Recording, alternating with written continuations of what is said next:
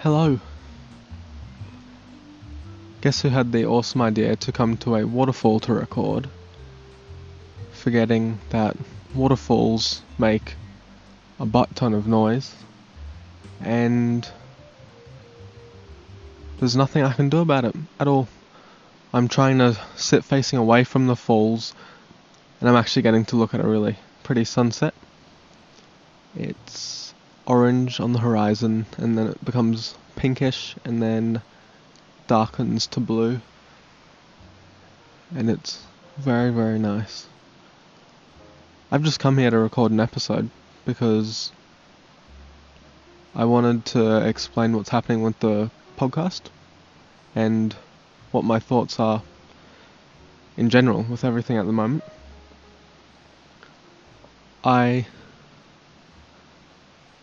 So with the podcast,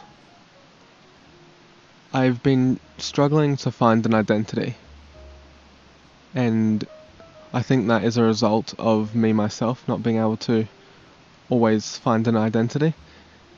When I was growing up, I found it kind of tough because, and my friend Will knows this, I just didn't care about a lot of things. So when people would try and start conversations with me, I didn't always have the ability to just continue them, and it's because I really just didn't care about the thing that we were talking about, and that was a massive range of topics. And this also came up in relationships, friendships, and little high school romance relationships. And it wasn't that I was doing it maliciously, like the person, I always found something wrong with them. It wasn't like that. It was just, my mind was always questioning the necessity to talk about all these things. And I'm not really sure why. I think I might discover that while I'm talking. But it was always just focused on the bigger things, and that's gotten worse and worse as I've grown up. And then eventually, last year when I left school, I became depressed because I just went down a massive philosophy hole and physics, and inevitably, if you get to the edges of physics, it leads into philosophy. And so those two collapsed in on themselves in my head, and I went very nihilistic. And so this inability to appreciate more human things has always bugged me. And I don't know, sometimes I think, because my mum's always said to keep a balance between everything you do, but then there's some downsides to keeping a balance because you never get really good at one thing. And for a child, not having something that you're good at, and it seems like most people around you do have something, that talent or special niche or passion that they've fallen into, it can be quite confusing. But then the advantage to this is that I am thinking about the bigger things, and I find them obviously really interesting to think about. And it is something that a lot more people can relate to or have a say in. So, like with the podcast, I'm looking at the meta life, like looking at a life that encompasses lives. I'm trying to create the chronicles of talking to amazing people I meet. And the topics that we pretty much always get onto are those big topics. But those big topics are so abstract that it's hard to articulate a lot of my thoughts around it. And so that's why I've struggled with identity, because I can't always put what I want to say into words, and as well as that, a lot of people also just aren't interested. But I've been doing a lot of thinking, and I've been taking notes and making lists of my core values, which I've also struggled to find throughout my life, but my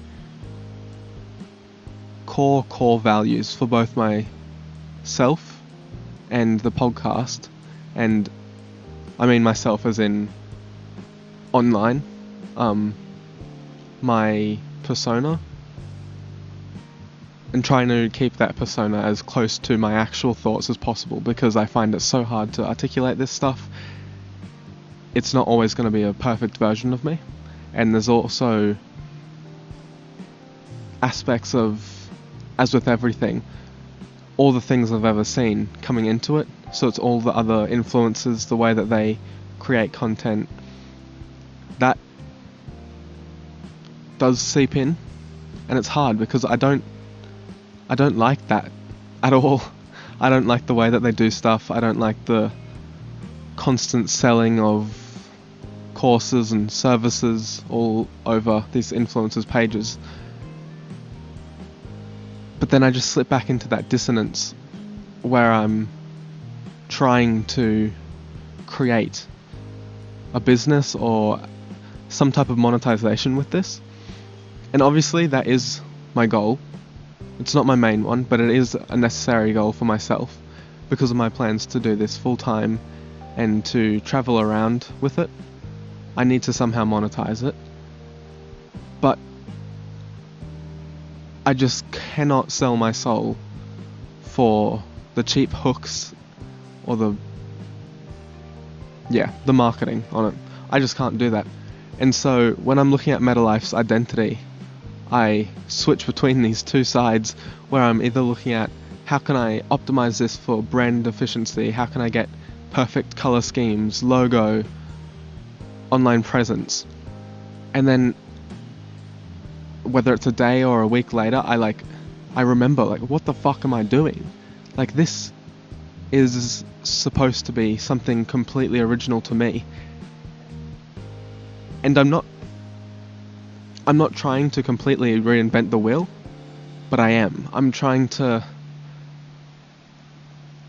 obviously it's just do something original, but my original is so unique that I can't keep slipping back into the online peer pressure. So I have been thinking about the identity for the podcast, and I've settled on a sort of boundless concept, boundless, unattached, or detached, almost identityless form, where there is no attachment to a certain logo or a certain color scheme. And this is really hard to make look good, because if you do just have a jumble, no matter how original the content is, it will still look not that nice. And I want it to look nice, but I don't want to put in all this constant systemizing and just fakeness.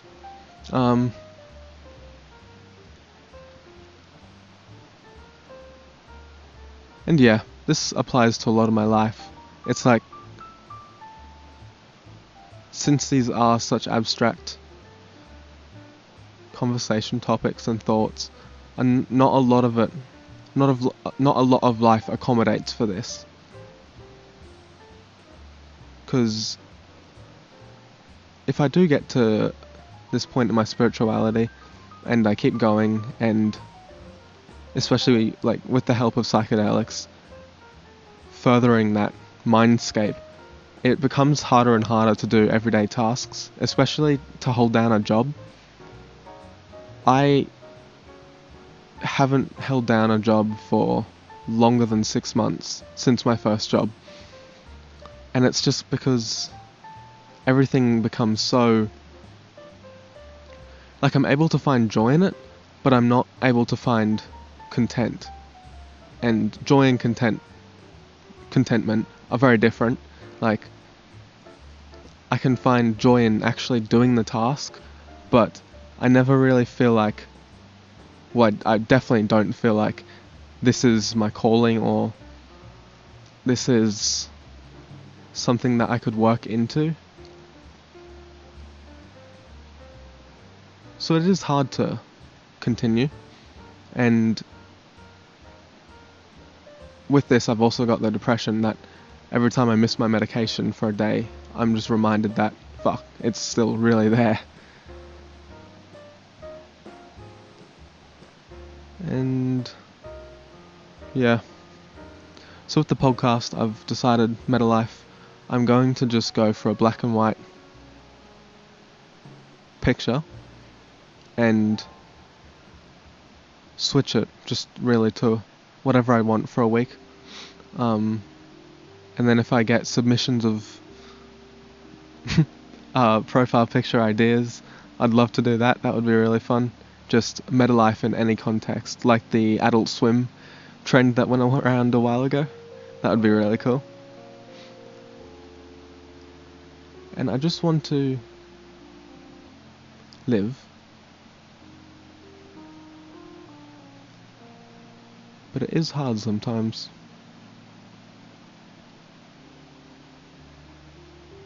A reason I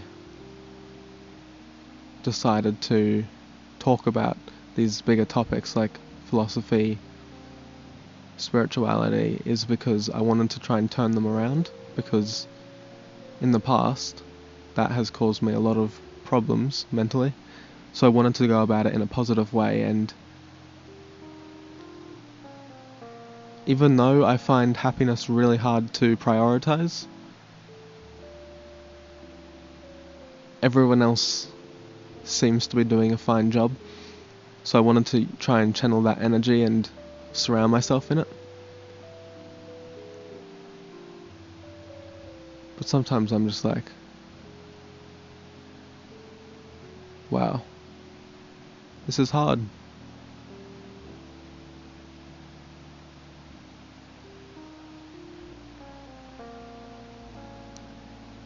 The waterfall sounds really nice.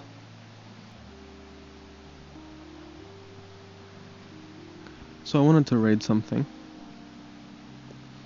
and it was one of my poems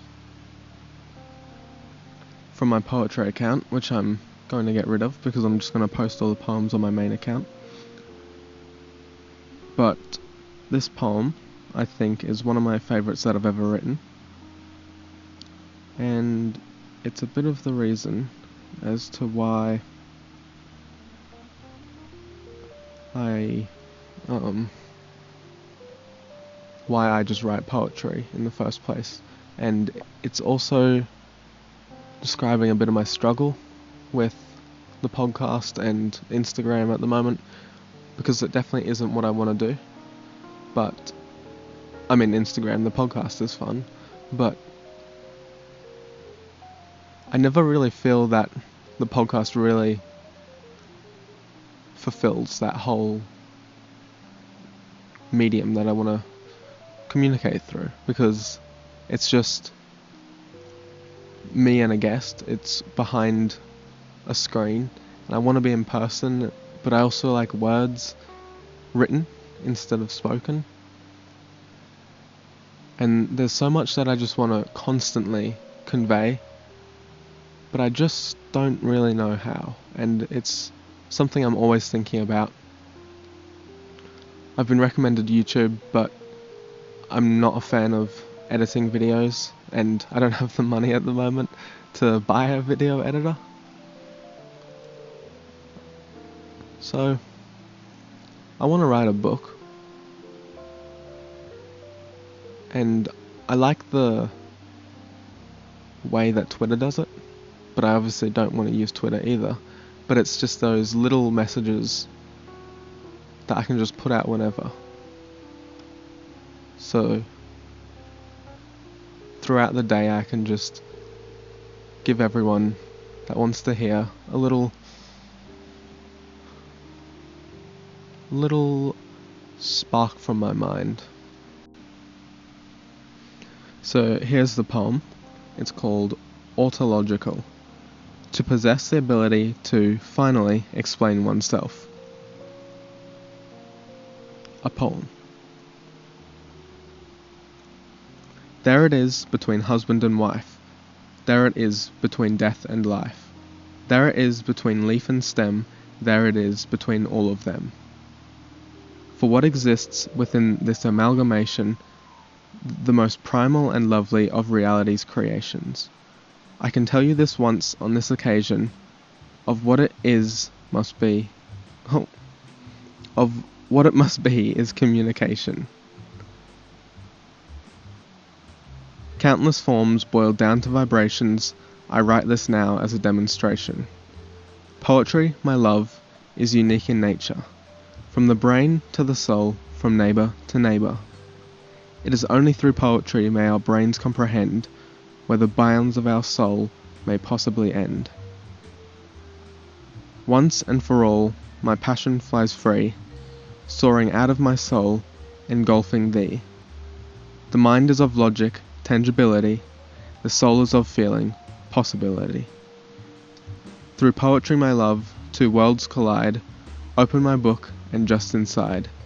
Intangible to tangible, epiphanies expandable. Feelings raised to words, passions become birds. My sadness is told, and my love you can hold.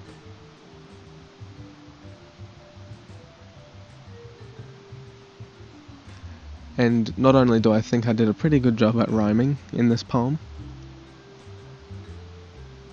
it conveys my feelings for written words and spoken, but I was writing it in terms of written because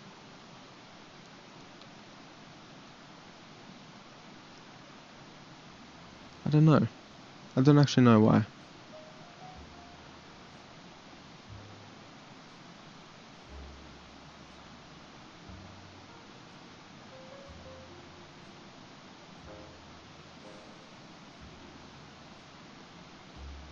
I think poetry creates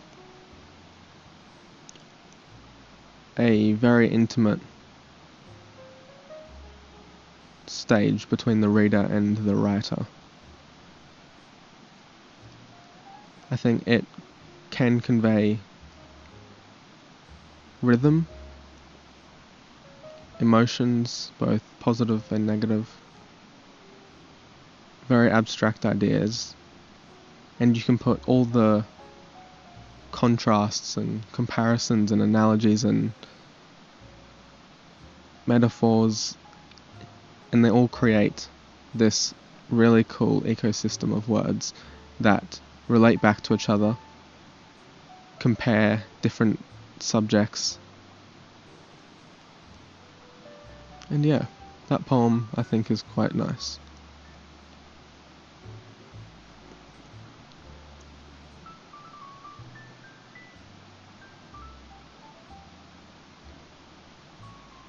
Here is another one.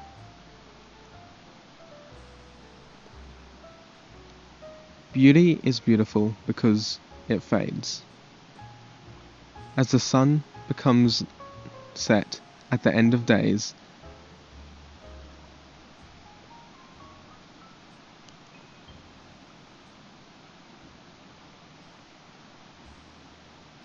the funny thing is I wrote another poem here, and it says, Dear, if only there was the ability within language such that I could describe how you are in my eyes.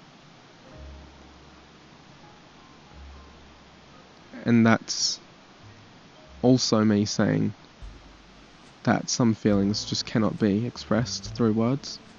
And I still think that. I definitely think language can't convey everything because it is just a human creation. There's things beyond us, but there's also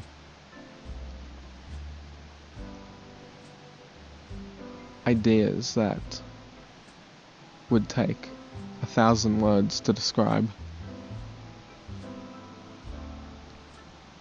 And yes, it's possible, but it'll never have the true essence. And I think writing these poems is,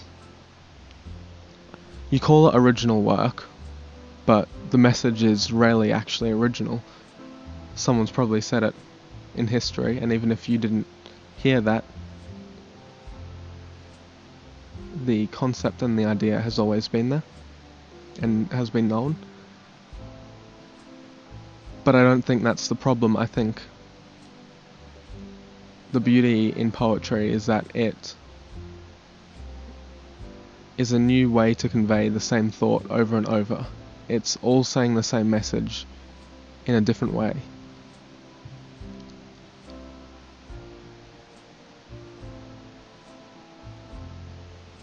And I think that's what I'm trying to do with the podcast. A lot of the people I speak to, they say similar or identical things, as identical as it can be through words, but they're all in their own unique ways, and they come in different packages. The different people, their laugh that accompanies it, the way that they get passionate about it, their life experiences, and what tangibly relates to these topics we're talking about. And so I think that's a bit of a reason why the podcast was the thing that I settled on, was that it's all saying such similar, beautiful messages, but it's affirming that there's people out there that think the same, or similar. I can't say same for anything, but I think it's also a soul search for myself, because before this I felt very alone with all my beliefs, and I think I'm trying to find people to fill that, but I don't think that can be fully done through the podcast, and I think it is actually a hole that I'm trying to fill with more air. I think there's stuff that I have to learn myself, obviously, but some really important things that I have to discover about myself. And I'm trying to put myself into these other religions, not literally, but I'm trying to see their perspective, and not everything lines up with my beliefs. And so I think that's another part where I feel identityless, because yes, there are a lot of people out there that have their own paradigm in mind, but the fact that it's such a unique thing to each person who doesn't follow an exact religion can feel a bit confronting at times, because all these people are saying such interesting things, but then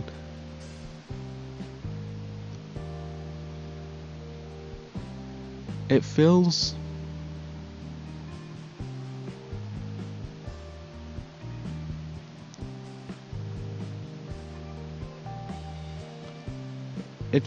as though I'm not looking inwards enough. And even though I meditate often, I think looking outwards at other people is great, and it will give me new ideas. But it's not so much developing new things now, it's more just trying to be at peace with them, because to the point that I've gotten, everyday life does feel really hard. Not everyday life, just like a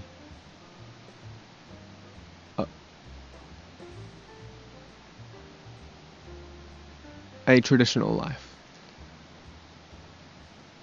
So it's hard not to freak out a lot of the time when it is just like talking to people when I was younger. It's just really hard to relate to anything that's happening.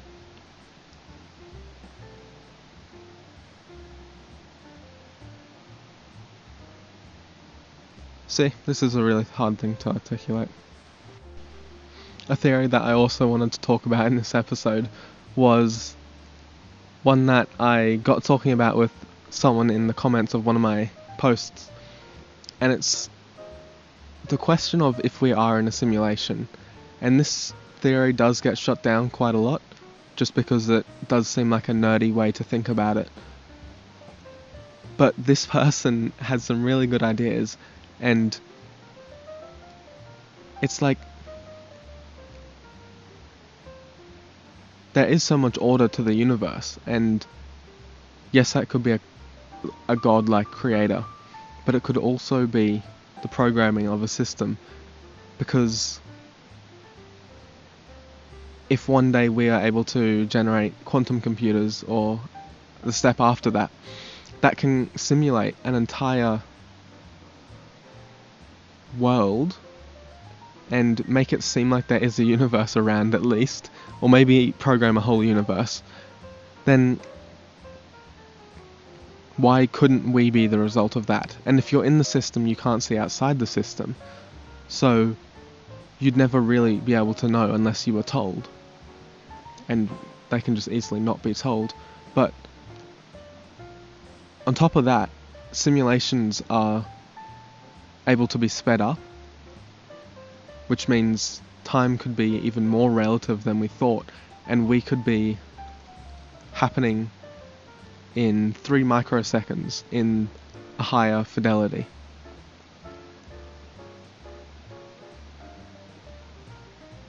And that's just crazy. Because how many simulations have there been then?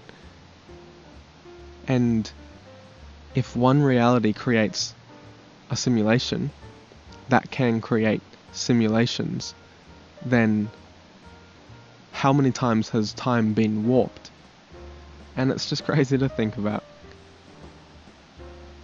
That's all I had to say. I'll read you another one. Another poem. There's water dripping down the bus's windshield, probably from the rain. I'm watching it dribble down the glass. The windscreen wiper seems to be wiping its progress. I feel sad for the water. Wipe. But, I think, water just seeps through cracks. Water just falls from the clouds. Water just drips down glass. Squiggling down the glass wasn't ever its goal. Reaching the ground was. Wipe. There's water dripping down the windshield, probably from the rain. I'm watching it squiggle down the glass. The windshield wiper seems to be pushing the water towards its goal. I feel happy for the water. Wipe. That one was a bit more abstract, but I like it because it's a really good message that I think, despite not relating to a lot of things, this is definitely one that I've stuck with, and that's just to embrace and reframe everything. Instead of seeing things negatively, there's always a way to reframe it. And I think I've gotten pretty good at this now, because I can reframe a lot of things, and at times it feels like nothing ever really goes wrong, because I'm able to find the positive in the negative. So that's a really good message, and this one stays with that as well. Embrace the universe, for it is you and you are it. The one who resists change or denies himself the full experience of existence is to become a renegade of reality. I feel like it was important for me to read that just now. I wrote that not too long ago, and that seems to be telling me something. That avoiding that full human experience, you do become a renegade of reality, and that's the way that I've put it in that poem. But another way I think about it is just a glitch in the system. Saying the system is the universe. Not saying it's a simulation, but that similar program type thing. It's just when you try and rebel against all your instincts and question the fabric of reality, it does feel like you're... Oh, not a glitch, sorry, a bug in the system. And what happens to bugs when they're coded into something accidentally? They get removed. And so sometimes it feels that not taking the cup of coffee, choosing to end things, is like a way of the universe kicking me out, because I'm not following along what everyone else seems to be going with.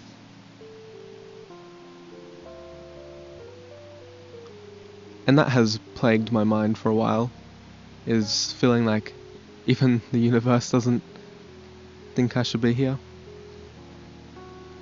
And then on top of that, having medication to fight this then feels like I'm going against what my mind has chosen. But no. Yeah, I've got that theory that the universe is just one big chain reaction, and that you can't really ever do anything wrong. And it's all just going to happen exactly the way it's going to happen. You can make whatever choice you want, and you always would have made that choice. So everything is fine.